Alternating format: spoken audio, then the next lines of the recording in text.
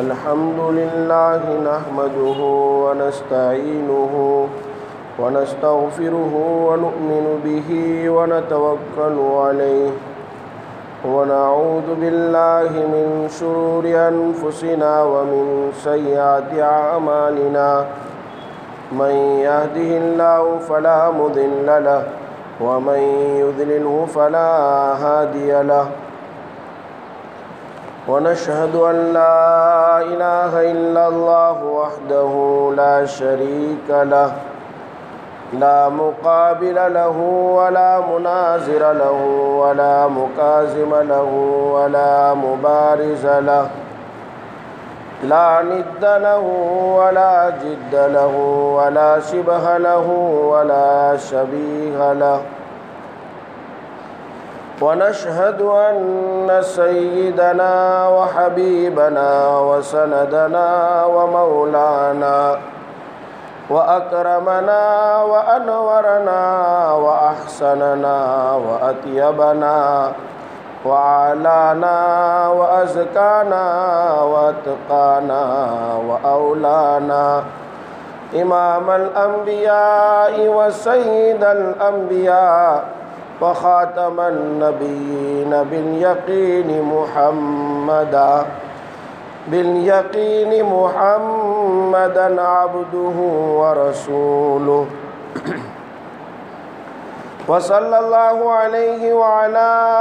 آله وأصحابه وأتباعه وأزواجه وذرياته وبارك وسلم تسليما كثيرا كثيرا أما بعد فأعوذ بالله من الشيطان الرجيم بسم الله الرحمن الرحيم وإن كنتم في ريب مما نزلنا على عبدنا فأتوا بسورة من مثله وادعوا شهداءكم من دون الله إن كنتم صادقين وقال الله تبارك وتعالى في مقام آخر ألف لام ميم ذلك الكتاب لا ريب فيه هدى للمتقين وقال الله تبارك وتعالى في موضع آخر قل إن الموت الذي تفرون منه فإنه ملاقيكم ثم تردون إلى عالم الغيب والشهادة فينبئكم بما كنتم تعملون وقال رسول الله صلى الله عليه وسلم إن الله يرفع بهذا الكتاب أقواما ويدع به آخرين وقال رسول الله صلى الله عليه وسلم حاسبوا قبل أن تحاسبوا وموتوا قبل أن تموتوا أو كما قال عليه الصلاة والسلام صدق الله العظيم وصدق رسوله النبي الكريم ونحن على ذلك من الشاهدين والشاكرين والحمد لله رب العالمين محترم دوستوں اور بزرگوں، سب سے پہلے اللہ کا شکر ادا کرنا چاہیے کہ اللہ رب العزت نے ہم سب کو ایمان اور اسلام کی دولت سے مالا مال فرمایا ہے، اور اللہ تبارک و تعالی نے مزید احسان ہم پر فرمایا کہ رسول اللہ صلی اللہ علیہ وسلم کی امت میں ہمیں پیدا فرمایا ہے۔ ابھی قرآن کریم کی الگ الگ جگہ سے 3 آیتیں تلاوت کی ہیں، اور رسول اللہ صلی اللہ علیہ وسلم کے فرامین عالیہ میں سے 2 حدیث مبارکہ آپ کے سامنے پڑھی ہیں۔ بلا تمہید بات عرض یہ کرنا چاہتا ہوں کہ اس وقت دور فتن میں نئے نئے فتنے رونما ہو رہے ہیں۔ قریبی دنوں میں ایک آواز یہ بلند کی گئی ہے کہ قرآن کریم کی چند آیتوں کو اللہ تبارک و تعالیٰ کے کلام سے نکال دی جائے۔ اس میں بات یہ سمجھنی چاہیے کہ قرآن کریم اللہ تبارک و تعالیٰ کی طرف سے نازل کردہ ہے، یہ انسانوں کا بنایا ہوا نہیں ہے، یہ کسی انسان نے نہیں لکھا ہے کہ آج 1500 سال کے بعد کوئی ملعون و مردود، کوئی روپیوں کی لالچ میں آ کر، حکومت کی لالچ میں آ کر، کچھ ٹھیکروں کی لالچ میں آ کر، کچھ مالی جائیداد کی لالچ میں آ کر مسلمانوں کے درمیان پھوٹ ڈالنا چاہے اور مسلمانوں کو ورگلانا چاہے اور مسلمانوں کو برانگیختہ کرنا چاہے، ان کو فتنہ میں مبتلا کرنا چاہے، تو یہ اس ملعون کی سازش اس کے منہ پر پڑے گی، کیونکہ مسلمان قوم جانتی ہے کہ یہ قرآن کسی کا لکھا ہوا نہیں ہے، یہ نہ نبیوں کا لکھا ہوا ہے، نہ رسولوں کا لکھا ہوا ہے، نہ یہ فرشتوں کا لکھا ہوا ہے، نہ یہ جنوں کا لکھا ہوا ہے، یہ قرآن تو منظم من اللہ ہے، اللہ تبارک و تعالیٰ کی طرف سے نازل شدہ ہے۔ یہ ہمیں بات جاننی چاہیے۔ جب آپ علیہ السلام کی عمر مبارک 40 سال ہوئی، آپ علیہ السلام 40 سال پہلے سے ہی دنیا والوں سے الگ تھلگ دور ایک پہاڑی پر جایا کرتے تھے، جس پہاڑی کا نام غار حرا ہے۔ جو عمرہ یا حج میں گئے ہوں گے ان کو ان پہاڑیوں کا علم ہوتا ہے، اور عام پبلک میں جو علماء کی مجلسوں میں بیٹھتے ہیں یا مدارس میں علم حاصل کرتے ہیں یا مکاتب میں پڑھتے ہیں، ان کو کچھ نہ کچھ نالج ہوتا ہے کہ 2 پہاڑی ہیں مکہ مکرمہ میں، ایک پہاڑی کا نام ہے غار حرا اور ایک پہاڑی کا نام ہے غار ثور۔ غار ثور تو وہ ہے کہ جب مکہ والوں نے رسول اللہ صلی اللہ علیہ وسلم کے ستانے میں کوئی کسر نہیں چھوڑی اور آپ علیہ السلام کو اور آپ کے صحابہ کو مکہ میں چین سے رہنے نہ دیا، 13 سال تک آپ محنت کرتے رہے اور اس محنت کے نتیجے میں آپ نے ہمیشہ جو ہے ستانا ہی دیکھا، آپ پر اذیتیں ہی آئی اور آپ پر ظلم و ستم کے پہاڑ ہی توڑے گئے، تو آپ نے آخر کار مدینہ منورہ کے جو اصحاب تھے اور وہاں کے جو مددگار تھے ان کے کہنے پر آپ نے مدینہ منورہ کی ہجرت فرمائی۔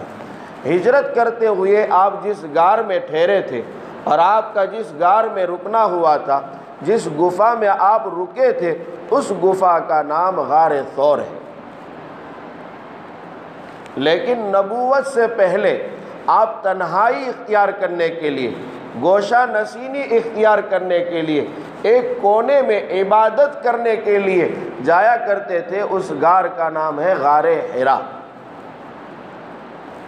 کبھی کبھار آپ توشہ لے جاتے تھے،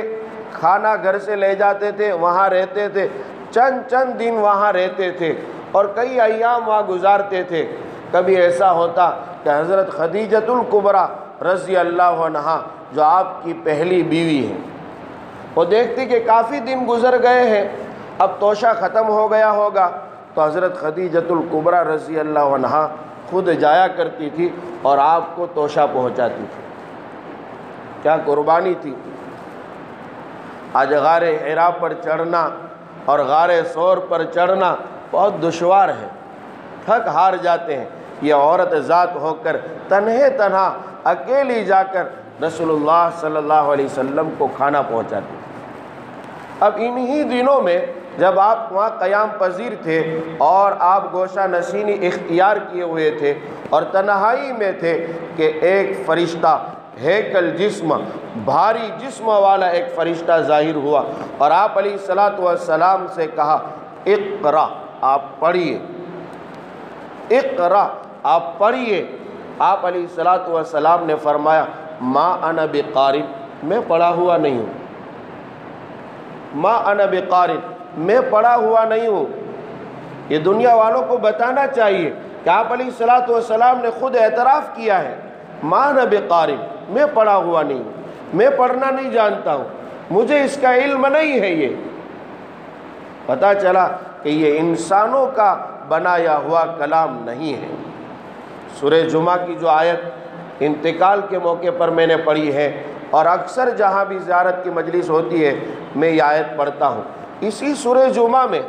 جب ابتدا ہوتی ہے سورہ جمعہ کی 28ویں پارے میں یہ صورت ہے، وہاں ایک آیت ہے، هو الذی بعث فی الامیین رسولا منہم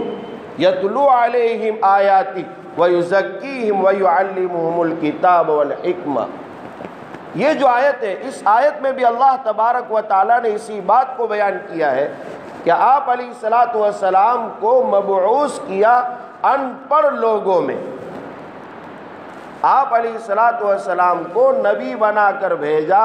ان پڑھ لوگوں میں، جو ان پڑھ تھے، جن کو پڑھنا نہیں آتا تھا، انہی لوگوں میں رسولا منہم، انہی میں سے ایک پیغمبر بنایا، انہی میں سے ایک پیغمبر مبعوث فرمایا، اور وہ ان کو قرآن کی آیتیں پڑھ پڑھ کے سناتے ہیں۔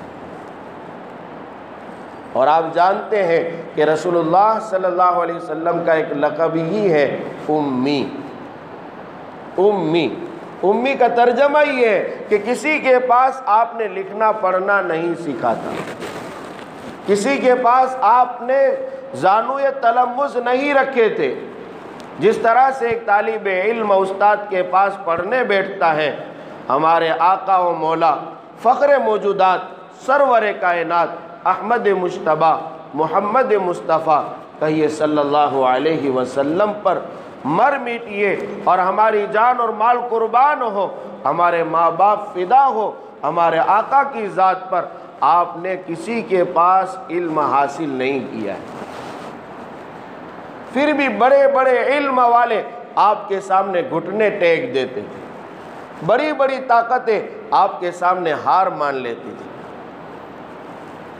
آج 1500 سال گزر گئے، اب کوئی یوں کہے کہ 26 آیتوں کو نکال دیا جائے۔ یہ تو قرآن اللہ کی کتاب ہے، منظم من اللہ ہے، یہ تو اللہ کی طرف سے نازل شدہ کتاب ہے، قیامت تک اس کے اندر رد و بدل نہیں ہو سکتی، اس میں تحریف نہیں ہو سکتی، اس میں بدلنے کی چینجنگ کی کوئی گنجائش ہی نہیں ہے۔ اور قرآن کریم میں بار بار اس کا چیلنج کیا ہے، صرف تذکرہ نہیں، چیلنج۔ قرآن معجزہ ہے، معجزہ عربی لفظ ہے، ہم جانتے نہیں، بس ہم کہتے ہیں آپ معجزہ ہو جائے، معجزہ ہو جائے، پر لیکن جانتے نہیں معجزہ کا معنی کیا، بس ہم یہی بولتے ہیں معجزہ ہے، اس کے علاوہ اس کا ترجمہ نہیں جانتے۔ اصل میں یہ عربی لفظ ہے معجز، عاجز یعجز اعجاز، اس سے بنا ہوا ہے معجز، عاجز کرنے والا، بے بس کرنے والا، ہرا دینے والا، کسی کے بس میں نہ آنے والا، سب گھٹنے ٹیک دیوے، جو معجزہ ظاہر ہو جائے تو کسی کے بس کی طاقت نہیں کہ اس کا مقابلہ کرے، اس کا نام ہے معجز۔ اور پھر گول تا لگائی ہے، آپ لوگ عربی نہیں جانتے اس لیے سمجھتے نہیں ہیں۔ یہ گول تا جو ہے، جس طرح سے آپ نے مدینہ منورہ اس میں گول تائے دیکھتے ہیں، جو پڑھتے ہیں ان کو پتہ ہے، مکہ میں یہاں کہیں مکہ کا مکرمہ کا نام لکھا ہوگا تو آخر میں گول تا لکھی ہوگی، گول تا معجز کے پیچھے لگائی ہے۔ یہ گول تا کا معنی اور بڑھوتری ہے، جیسے انگریزی میں ویری ویری کے الفاظ، گجراتی میں جھ جیسے الفاظ، ہراویدیہ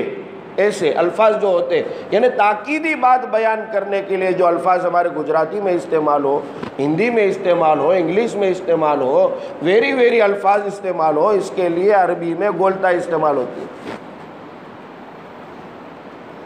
صرف عاجز کر دینے والا نہیں، سب ہی کو اللہ کی ذات کے علاوہ جتنے بھی انسان ہیں، جتنی بھی مخلوق ہے، فرشتے بھی مل جائیں تو بھی اس کا مقابلہ نہیں کر سکتے۔ قرآن کریم نے اس بات کو واضح کیا، وَإِن كُنتُمْ فِي رَيْبٍ مِّمَّا نَزَّلْنَا عَلَىٰ عَبْدِنَا فَأْتُوا بِسُورَةٍ مِّن مِّثْلِهِ وَادْعُوا شُهَدَاءَكُم مِّن دُونِ اللَّهِ إِن كُنتُمْ صَادِقِينَ۔ چیلنج کیا ہے قرآن نے، اور زبردست قرآن کی آیتیں ہم پڑھتے ہیں لیکن سمجھ نہیں پاتے ہیں۔ جو سمجھ جائے تو کوئی مقابلے میں نہیں آئے گا، ہم خود سمجھ جائے کسی کے بس کی بات نہیں کہ ہمیں ورگلائے۔ ہمیں قرآن سمجھنا چاہیے، تفسیروں کا جو ہے انتظام کرنا چاہیے، خصوصاً کوئی ہفتے میں ایک دن متعین کرنا چاہیے کہ جہاں قرآن کی تفسیر سنائی جا رہی ہے، سننا چاہیے۔ قرآن ہمیں کیا کہتا ہے؟ یہ اللہ کی کتاب ہے، ھذا بلاغ للناس، یہ لوگوں کو پہنچانے کی کتاب ہے، اور ہم مسلمان ہی بے خبر ہے اور نا واقف ہے اور پتہ ہی نہیں کہ قرآن ہمیں کیا کہتا ہے۔ اب قرآن کا اعلان دیکھیے، بار بار قرآن نے اعلان کیا ہے وَإِن كُنتُمْ فِي رَيْبٍ مِّمَّا نَزَّلْنَا عَلَىٰ عَبْدِنَا فَأْتُوا بِسُورَةٍ مِّن مِّثْلِهِ۔ اگر تم لوگوں کو قرآن کریم میں اللہ کی نازل کرتا کتاب میں جو اللہ نے نازل کی اپنے پیغمبر صلی اللہ علیہ وسلم پر، اگر کسی کو ذرہ برابر اس میں شک ہے، کسی کو ریب ہے، اس میں جو ہے کوئی شک و شبہ میں مبتلا پڑا ہے، فَأْتُوا بِسُورَةٍ مِّن مِّثْلِهِ۔ قرآن تو بہت بڑا ہے، 6666 آیتوں کا ایک ضخیم کتاب کا جو ہے ایک دم مجلد کتاب ہے، اس کا مقابلہ تو بہت دور کی بات ہے۔ فَأْتُوا بِسُورَةٍ مِّن مِّثْلِهِ، صرف ایک چھوٹی سی سورت ہی لے کر آ جاؤ۔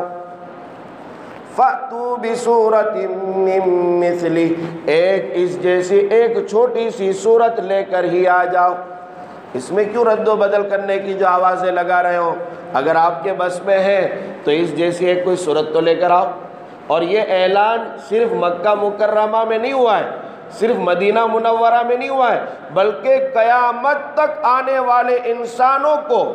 قیامت تک کے آنے والے انسانوں کو یہ خطاب ہے کہ اگر آپ کو قرآن میں شک ہے، قرآن کے بارے میں شک ہو، صبح میں مبتلا پڑے ہو، تو فَأْتُوا بِسُورَةٍ مِّن مِّثْلِهِ، اس قرآن جیسے ایک سورت لے کر دکھا دو، کہیں سے لے آؤ۔ چلو بھائی تم لوگ نہیں کچھ کر سکتے ہو، فَأْتُوا بِسُورَةٍ مِّن مِّثْلِهِ وَادْعُوا شُهَدَاءَكُم مِّن دُونِ اللَّهِ۔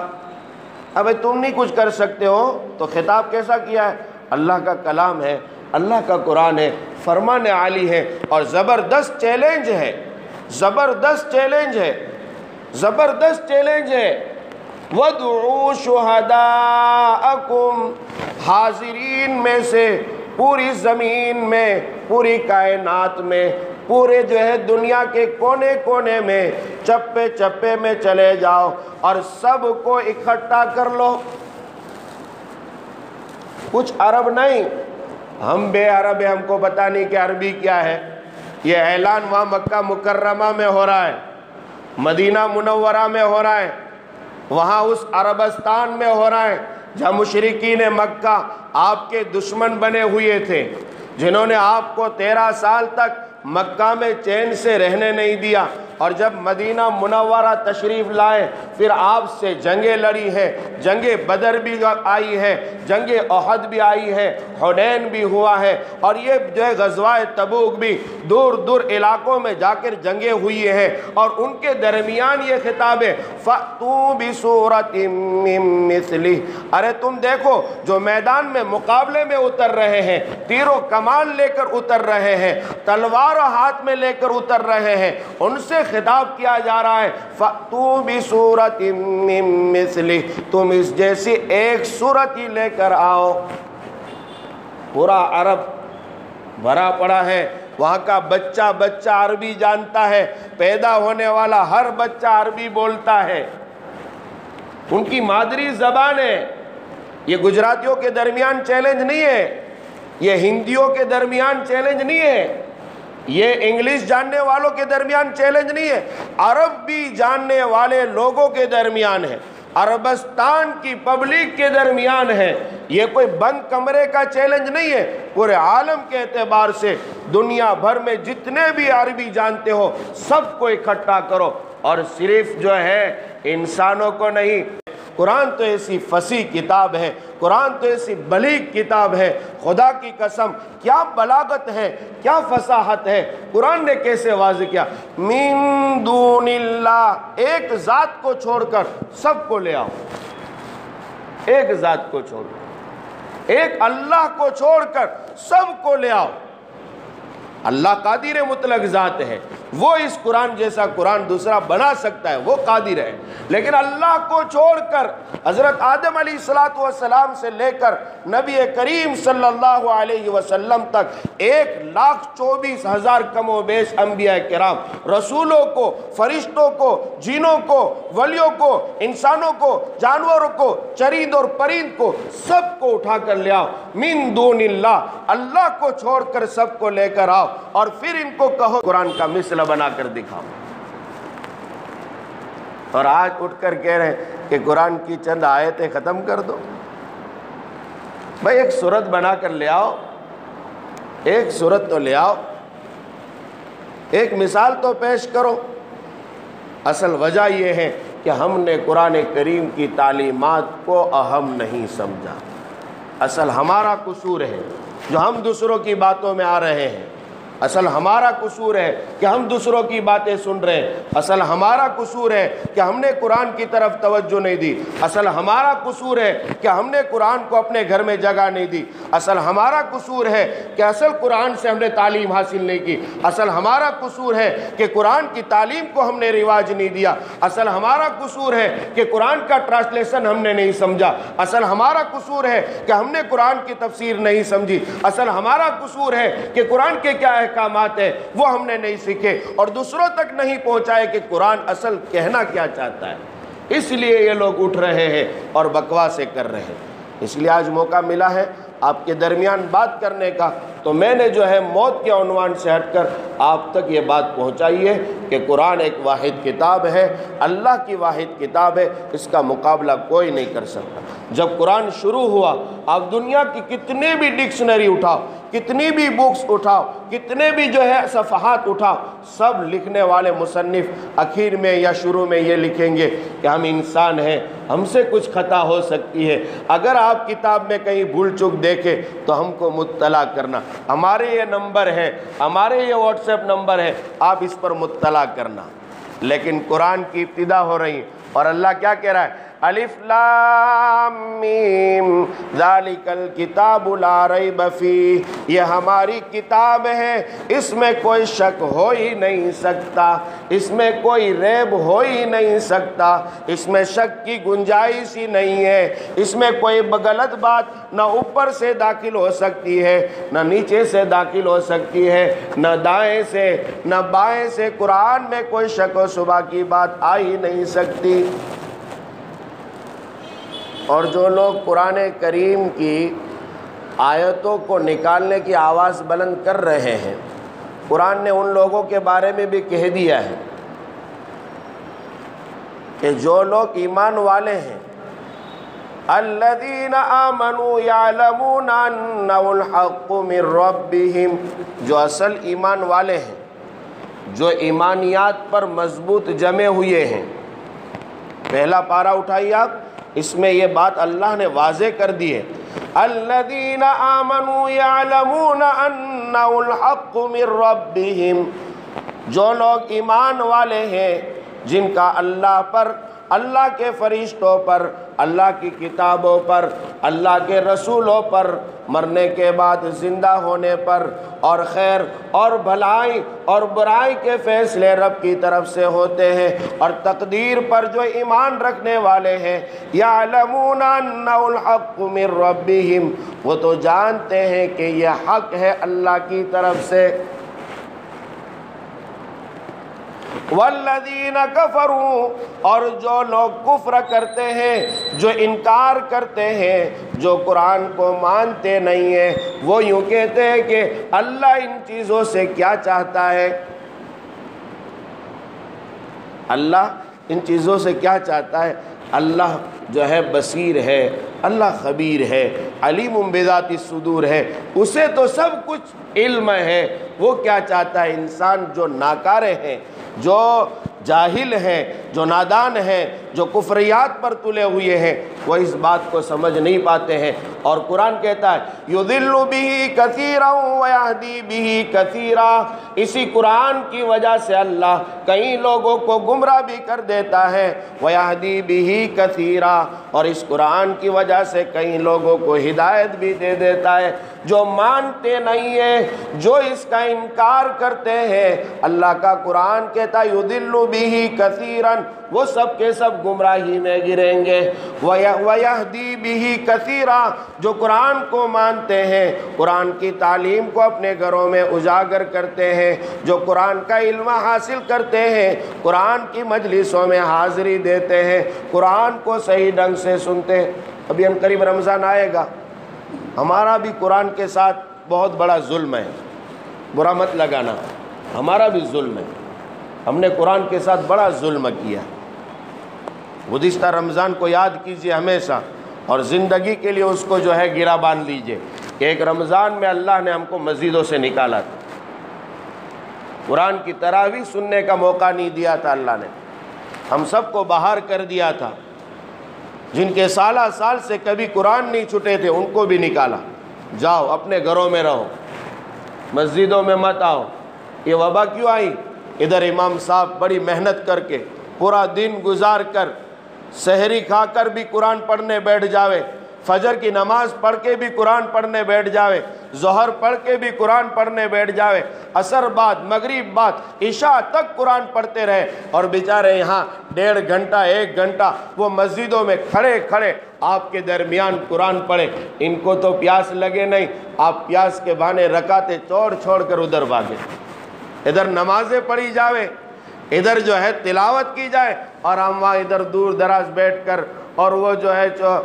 4 راستوں پر باتیں کرنے لگے، وہ ادھر پالیوں کو آباد کرے، وہ ادھر جو ہے وضو خانے پر جمع ہو کر باتیں کر رہے۔ یہ قرآن کی توہین ہم نے کی، تب جا کے کوئی ایسے ملعون کھڑے ہو رہے جو ہمارے خلاف آواز اٹھا رہے ہیں۔ صحیح معنوں میں قرآن کی قدر ہم نے کی ہوتی، خدا کی قسم کسی ماں نے ایسا بیٹا جنا نہیں ہے جو مسلمانوں کے خلاف، مسلمانوں کی کتاب کے خلاف، مسلمانوں کے کعبہ کے خلاف، مسلمانوں کے نبی کے خلاف، مسلمانوں کی مسجدوں اور مکاتب اور مدارس کے خلاف انگلی اٹھاوے، ایسا کوئی بچہ جنا ہی نہیں گیا۔